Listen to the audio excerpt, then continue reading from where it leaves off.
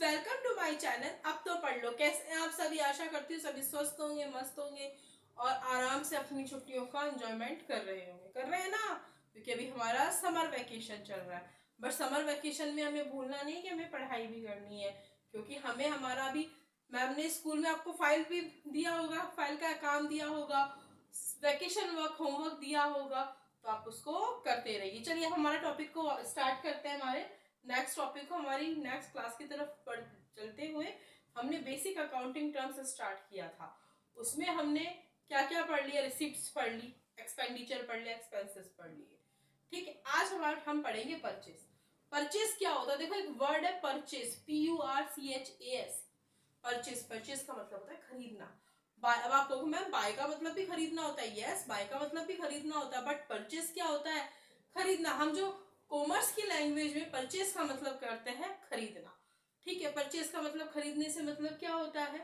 मैं दुकानदार के पास गई, मुझे मैगी चाहिए, मैंने कहा भैया मुझे एक मैगी का पैकेट दे दो। दुकानदार ने मुझे मैगी का पैकेट दे दिया, तो मैंने उसको पैसे दिए, पैसे उसने रख लिए और मुझे क्या कर दिया? मैगी दे दी, तो मैंने उससे मैगी खरीद ली। That is purchase.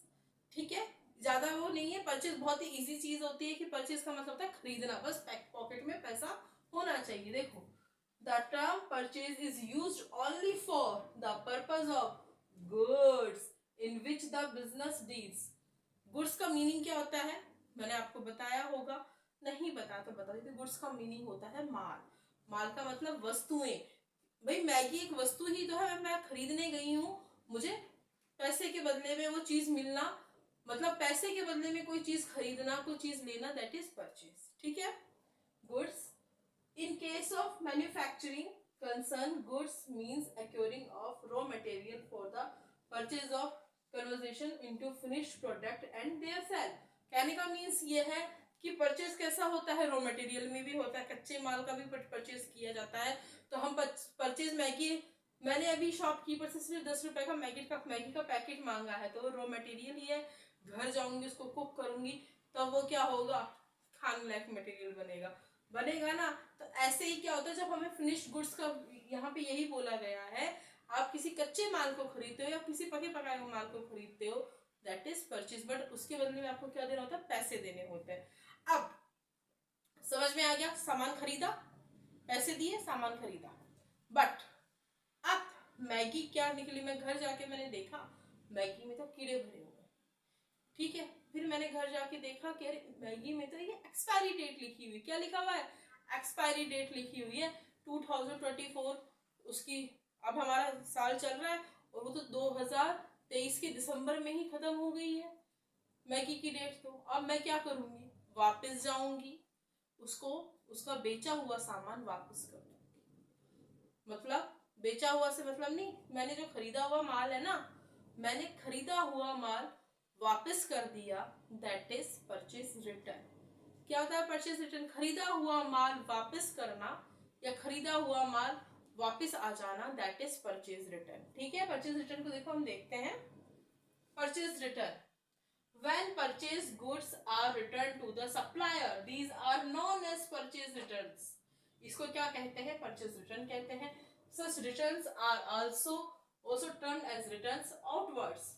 ये क्या होता है? रिटर्न आउटवर्ड कहलाता है। परचेज रिटर्न होता है ना, वो हमेशा ध्यान रखना, रिटर्न आउटवर्ड होता है। ओके, अब परचेज रिटर्न आपको समझ में गया कि सामान को बेचा, खराब निकला, हमने क्रय वापसी कर दी। हिंदी वालों के लिए क्या था? क्रय वापसी, परचेज रिटर्न। अब परचेज समझ में आ गया, सामान खरीदना, पैसे के बदले में सामान खरीदना। लेकिन वही मैगी वाला क्या है? सेल कर रहा है। मैं मैगी खरीदने गई, मैंने कहा भैया 10 रुपए का मुझे मैगी का पैकेट दे दो। उस भैया ने मुझे 10 रुपए का पैकेट दे दिया, मगर उसको मैंने 10 रुपए दिए, उसने 10 रुपए कमाए ना, उसने अपना सामान बेचा, अपना प्रोडक्ट बेचा। दैट इज अपना प्रोडक्ट मतलब कि उसका खुद का बनाया हुआ नहीं, उसकी दुकान पे, उसकी शॉप पे आया हुआ सामान बिका है, दैट इज सेल। सामान बेचना, ये क्या कहलाता है? सेल्स कहलाता है। बहुत ही इजी गोइंग है sales. It means transfer of ownership of goods और services to customer for a price. अभी मैंने ये बताया कि प्राइस के बदले वो क्या करता है? लोगों को सामान देता है, तो प्राइस जब उसको मिलेगी, उसकी अर्निंग होगी ना तब, क्योंकि वो कोई भी बिजनेस बंदा कोई भी बिजनेस करता है तो अर्निंग्स के लिए ही तो करता है, फ्री के लिए कोई नहीं करता। तो उसको पैसा मिला, उसने सामान दे दिया, दैट इज सेल्स। अब नेक्स्ट टॉपिक आता है हमारा सेल्स रिटर्न। सेल्स रिटर्न क्या हुआ? सेल्स रिटर्न बताओ आप लोग, सोचो सोचो। भाई सामान खरीदा, ठीक है, सामान खरीदा, मैंने सामान खरीदा, मैं वापस सामान कराई, that is purchase return. But खरीदा हुआ माल वापस आ जाना, वो किसके लिए था? वो दुकानदार के लिए था कि खरीदा हुआ माल उसके पास वापस चला गया, that is purchase return. But अब बिका हुआ माल मैं जाकर के दुकानदार को वापस दे रही हूं, बिका हुआ माल वापस आ जाना, दैट इज सेल्स रिटर्न। खरीदा हुआ माल तो भाई, मान के चलो मैं एक शॉपकीपर हूं, मैंने सामान खरीदा, सामान में खराबी निकली, मैंने वापस उसको रिटर्न कर दिया, लेकिन मैंने सामान बेचा, अब मैं सामान बेच रही हूँ, लेकिन अगले बंदे में क्या हुआ? सामान का खराब निकला, सामान खराब निकला, तो उसने मुझे क्या किया? वो उस सामान को मुझे वापस दे गया, ठीक है, कि सामान मुझे वापस रिटर्न कर गया, that is sales return. Okay, next आता है हमारा टॉपिक है गुड्स। अब गुड्स का मीनिंग क्या होता है? What is meaning of goods? Goods का मीनिंग होता है, कोई बात नहीं है, जो आवाज आ रही है अगल बगल वाले फ्लैट्स बहुत रहते हैं, फ्लैट से बहुत लोग रहते हैं, कोई ना किसी ना किसी की वॉशिंग मशीन चल रही होगी। गुड्स, अब क्या आता है गुड्स? गुड्स का मीनिंग ही क्या होता है? अच्छा नहीं होता, नहीं, गुड्स का मतलब भगवान होता है यहाँ पे, क्योंकि GUD गॉड होता है, और ये क्या है? गुड है। तो गुड्स मतलब सामान, वस्तुएं, ठीक है। It's include all these things which are purchase for ourselves or which are used for producing the finished products which are also meant to be sold। कहने का मीन्स ये है, जितना भी सामान खरीदा बेचा जाता है, जितनी भी चीजें खरीदी बेची जाती हैं, वो सब क्या कहलाता है? गुड्स कहलाता है। गुड्स का मतलब क्या होता है? सामान, स्टॉक, ठीक है। हम इसको गुड्स को किस में भी बोलते हैं? स्टॉक में भी बोलते हैं, लेकिन स्टॉक अलग वर्ड हो जाता है कि हमारे पास कितना स्टॉक पड़ा है। स्टॉक तो मेरे पास पेन का कितना पड़ा है, ठीक है, ये अलग चीज है। लेकिन गुड्स का मीनिंग क्या है? ये सामान है। पेन क्या है? मेरा गुड्स है। बोर्ड क्या है? मेरा गुड्स है। तो यहाँ पे यही बोला गया है, it's include all those thing which are purchased for resale. जो क्या है? रीसेल भी किया जा, परचेज किया जा सकता है, और किसके लिए? रीसेल के लिए, या फिर प्रोड्यूसिंग करने के लिए फिनिश प्रोडक्ट्स को, दिस इज कॉल्ड गुड्स, ठीक है।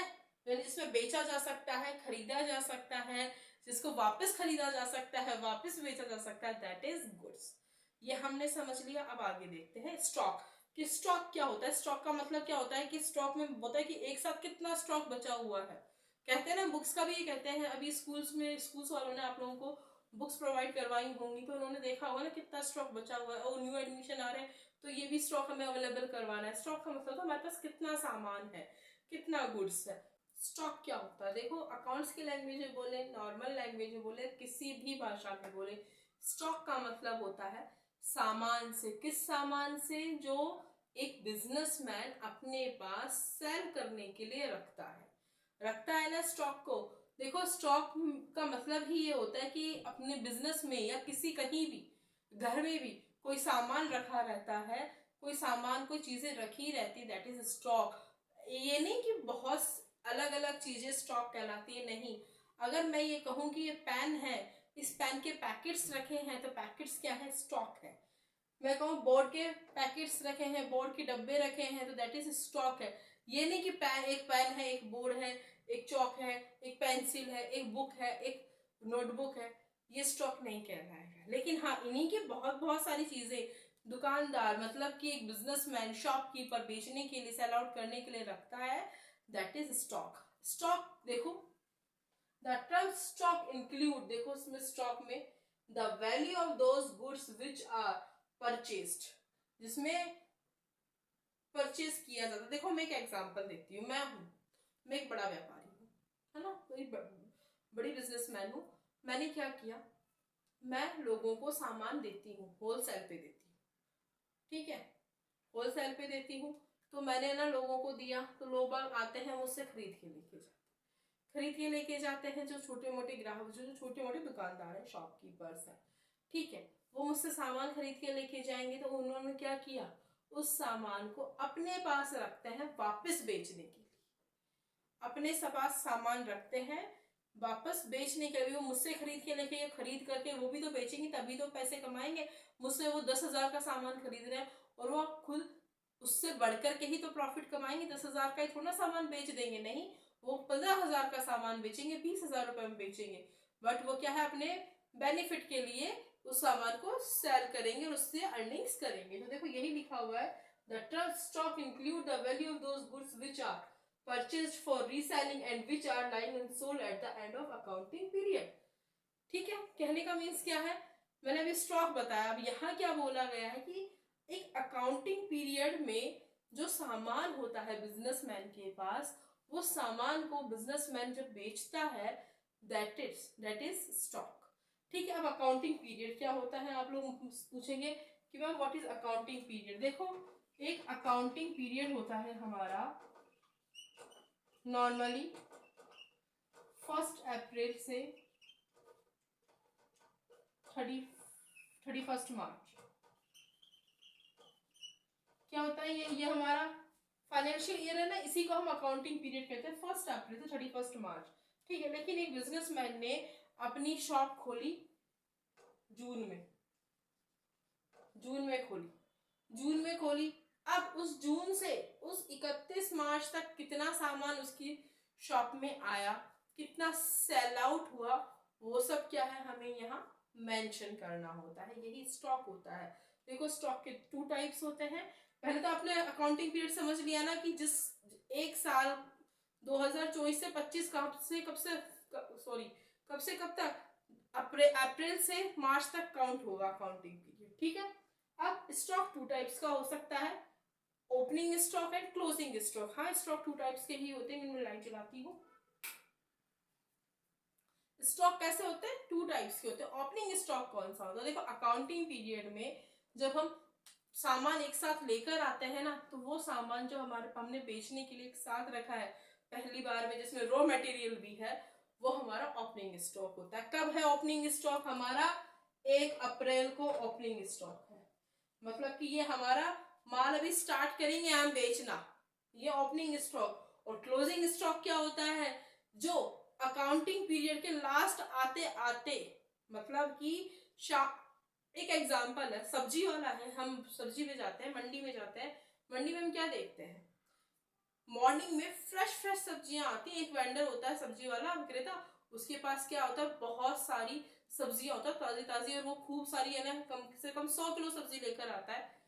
लेकिन पूरे वो क्या है, उसकी स्टार्टिंग की सब्जियां कितनी थी, 100 किलो है मॉर्निंग में, और लास्ट में शाम आते आते कितनी हो गई, किलो 2 किलो बची होंगी, दैट इज क्लोजिंग स्टॉक। ऐसे ही हम जब अकाउंटिंग पीरियड में, अकाउंटिंग ईयर में स्टार्टिंग में बिजनेस करने के लिए जो सामान खरीदते हैं, दैट इज ओपनिंग स्टॉक। और उस सामान को जो 1 साल का जो टाइमिंग होता है ना, 1 साल हो, जरूर नहीं 1 अप्रैल ही हो, 1 जून भी हो सकता है भाई, दुकानदार ने जून में स्टार्ट किया तो जून से वो मार्च तक करेगा।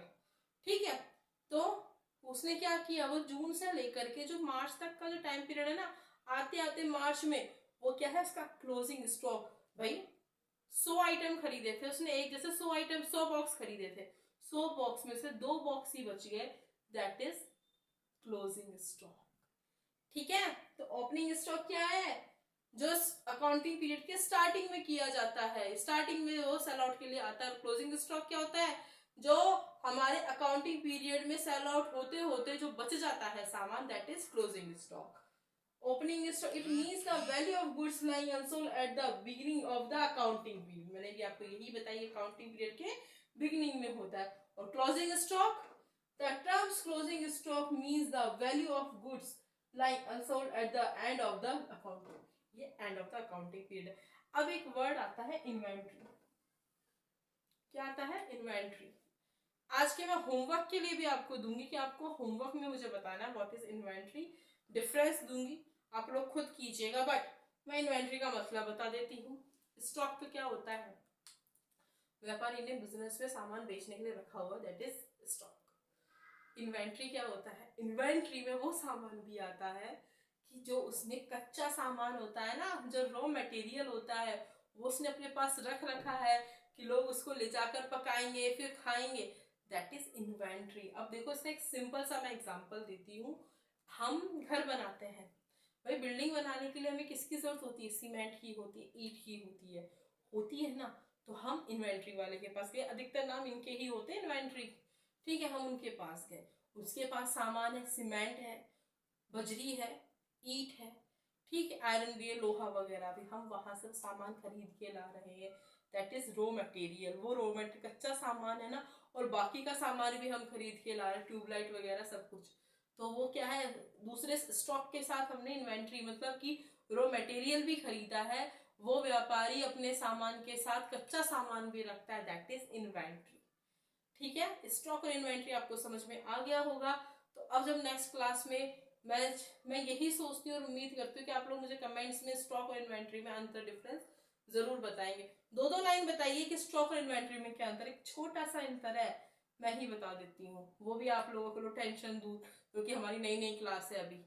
अभी ईयर एंड तक हमारे अकाउंट्स, ईयर एंड तक नहीं, मे बी 1 या 2 मंथ में आपको अकाउंट्स बहुत अच्छे से समझ में आने लगेगी। तो इन्वेंट्री और स्टॉक में छोटा सा अंतर है। स्टॉक का मतलब होता है सामान बेचने के लिए रखा हुआ है जो, और इन्वेंट्री का मतलब है बेचे हुए सामान के साथ, जो बिकने वाला सामान है ना उसके साथ कच्चा सामान भी रखा हुआ है बिकने के लिए, दैट इज इन्वेंट्री।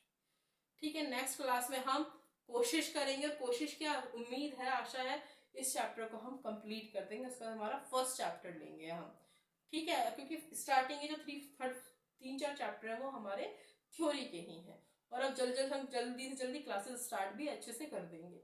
तो तब तक के लिए आपको क्या करना है, मैं वही बात जो हर बार बोलती हूँ कि लाइक और सब्सक्राइब करना है। लाइक से मुझे मोटिवेशन मिलेगा, सब्सक्राइब से आपको पता चलेगा कि हाँ मैम का वीडियो आ चुका है। तो मेरे चैनल को लाइक और सब्सक्राइब करना ना भूले, शेयर करना तो बिल्कुल भी ना भूले। और आज जो मैंने आपको बताया है ये जरूर पढ़िए, आप इसको थोड़ा थोड़ा पढ़ना स्टार्ट करोगे तो आपके लिए बहुत बेनिफिशियल रहेगा। तब तक के लिए बाय बाय, मिलते हैं हमारे नेक्स्ट वीडियो।